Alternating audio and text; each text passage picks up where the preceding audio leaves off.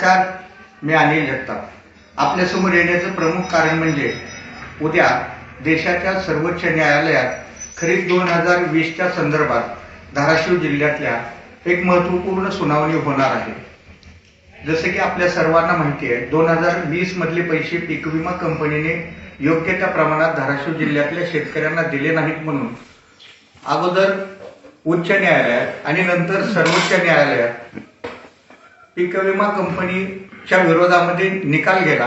प्रति हेक्टर 18,000 रुपये देण्याचे आदेश दिले। आतापर्यंत 376 कोटी रुपये वाटप झालेले आहे। जवळपास 228 कोटी रुपये येणं बाकी होतं। त्यासाठी छत्रपती संभाजीनगर उच्च न्यायालयात निर्णय झाला आणि 24 नोव्हेंबर रोजी उच्च न्यायालयाने आदेश दिले की 2 महिन्यात अर्थात 24 जानेवारीपर्यंत हे पैसे धाराशिव जिल्ह्यातल्या शेतकऱ्यांना वाटप करावे। मात्र 24 नोव्हेंबरला निकाल लागून देखील तब्बल 42 दिवस ते पैसे वाटप झाले नाही। अद्यापर्यंतही वाटप झाले नाही। उच्च न्यायालयामध्ये जमा असलेले जवळपास 75 कोटी रुपये आणि त्यावरील व्याज 94 कोटी जिल्हा प्रशासनाला प्राप्त झाले। मात्र राज्य शासनाकडून ते पैसे वाटप झाले नाही। त्यामुळे पीक विमा कंपनी सर्वोच्च न्यायालयात गेली आणि 12 जानेवारीला त्याला स्थगिती आदेश मिळवला।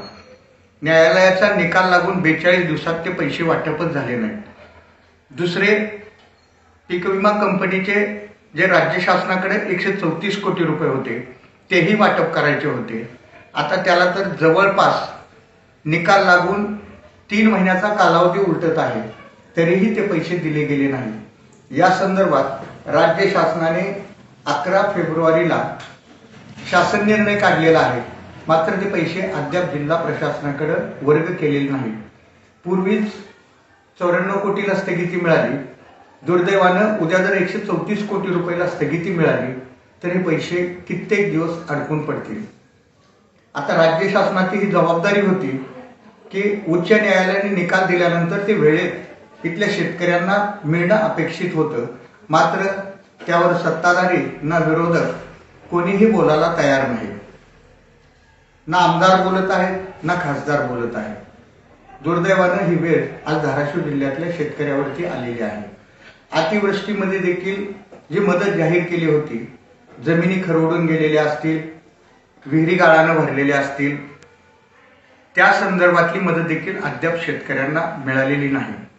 केवळ मताचा जोगवा मागण्यापुरत्या घोषणा होतात, पैसे मात्र दिले जात नाहीत, ही वस्तुस्थिती आहे। असो, सगळं लक्ष आता उद्याच्या सुनावणीकडे आपलं आहे। सुदैवानं याला स्थगिती मिळू नये आणि राज्य शासनाने ते पैसे तातडीनं वर्ग करून शेतकऱ्यांना वितरित करावे, एवढीच माफक अपेक्षा व्यक्त करतो। नमस्कार।